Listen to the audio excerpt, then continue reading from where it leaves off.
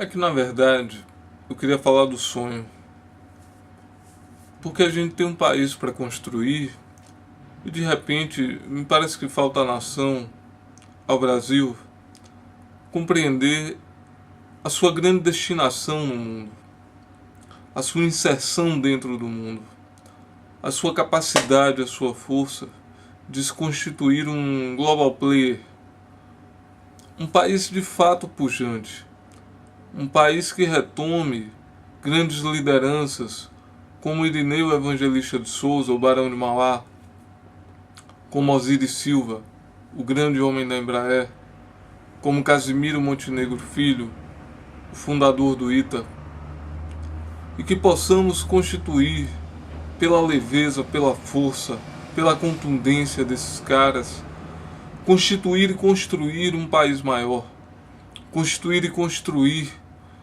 um país que se eleve de fato a uma altura que possa dialogar e competir com todas as nações do mundo, que possamos construir produtos de ponta, que possamos construir um pensamento elevado, uma atitude elevada, uma resposta aos grandes problemas, aos grandes desafios do mundo.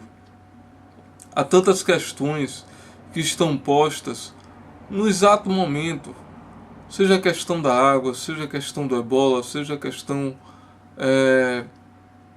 da concertação política do mundo, da governança, as grandes questões que a própria crise mundial se coloca, como reestruturar o sistema financeiro internacional, como fazer com que ele não tenha tantos riscos quanto teve nesses últimos anos, como não deixar com que aconteça uma grande concentração de renda apontada pelo livro do Thomas Piketty, sem que ao mesmo tempo as medidas que possam fazer frente a essa concentração de renda não inibam também a livre iniciativa, a força do capitalismo, a uma atitude liberal pujante, tanto em economia, quanto em cultura, quanto em sociedade.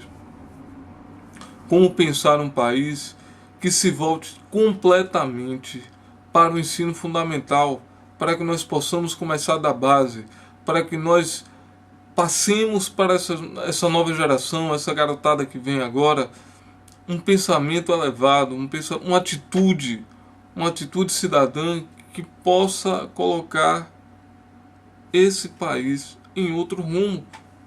Não é possível que a gente vá passar o resto da vida em voos de galinha. Não é possível que a história do Brasil seja sempre esse conto de fadas que não acontece. Essa celebração que acaba meia-noite. Esse patinho feio que não consegue se transformar no grande cisne.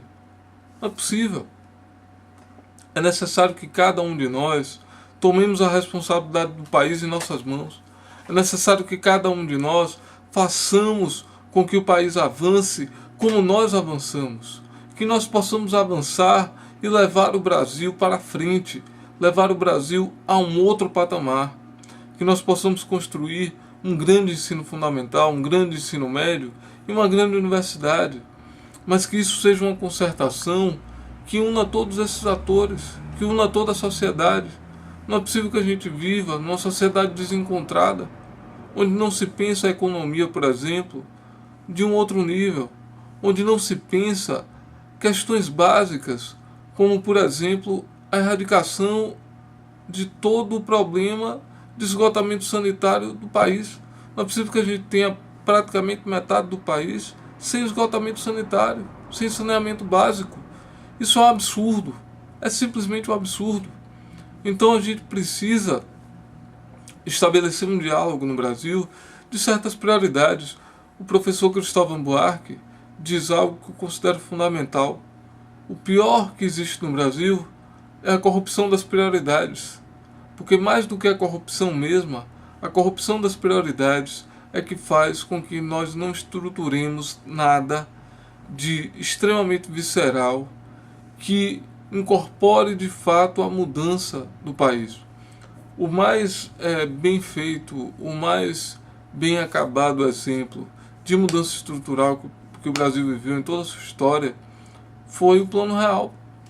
O Plano Real é uma coisa que de fato estruturou, que de fato se mantém, que de fato tem um pensamento e uma atitude diferenciadas dentro e fora do Brasil. A concepção econômica do plano pode ser comparada a qualquer medida genial da história da economia. Da história da economia. Não é uma coisinha feita assim nos bastidores e alguma coisa menor, não. É um grande plano, uma grande concepção e uma grande implantação. O que a gente precisa fazer é, em vários setores, em vários gargalos do que a gente tem no país, a gente precisa implementar planos reais nessas outras esferas. Juntar grupos de técnicos sejam brilhantes, com operadores políticos brilhantes, com operadores administrativos brilhantes também, para que essas coisas sejam executadas e possam levar o Brasil a outro patamar. Essa é a tarefa de todos nós. Essa é a tarefa de nossa geração. Colocar o Brasil nos trilhos e rumarmos ao primeiro mundo.